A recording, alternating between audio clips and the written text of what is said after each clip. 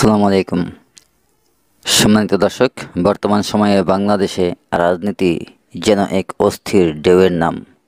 একদিকে চলছে নির্বাচনের প্রস্তুতি, অন্যদিকে জাতীয় শোক দিবসকে কেন্দ্র করে ধানমন্ডি ৩২ নিরাপত্তা নিয়ে সবার নজর।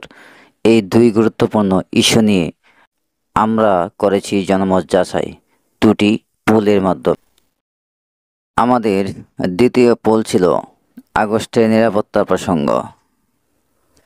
দ্বিতীয় পোলটি ছিল 15ই আগস্ট জাতীয় শোক দিবসকে কেন্দ্র করে ধানমন্ডি 32 নম্বর নিরাপত্তা নিয়ে। প্রশ্ন ছিল, এত কড়া নিরাপত্তা ব্যবস্থা কি আসলেই শৃঙ্খলা রক্ষা করতে পারবে? এখানে 100% মানুষ উত্তর দিয়েছেন হ্যাঁ।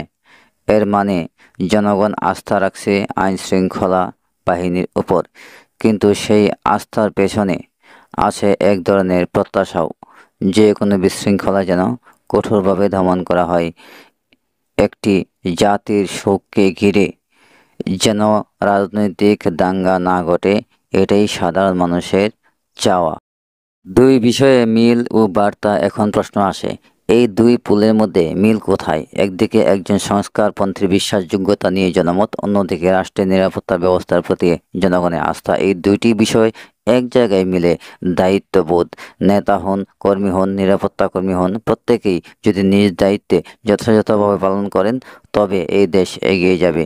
চলুন আমরা সকলেই হই সচেতন নাগরিক, প্রশ্ন করি, মূল্যায়ন করি, কিন্তু একই সাথে দায়িত্বও নেই দেশকে গড়ার। দর্শক, পোলের মাধ্যমে জনমত প্রকাশ করুন, মতামত দিন, কিন্তু সব সময় থাকুন যুক্তির পথে। এই ছিল আজকের বিশেষ ভয়েস আপডেট। আবারও ফিরে আসবো নতুন বিশ্লেষণ নিয়ে ইনশাআল্লাহ। আজ এ পর্যন্তই। সবাই ভালো থাকবেন, সুস্থ থাকবেন, নিরাপদে থাকবেন। আল্লাহ হাফিজ।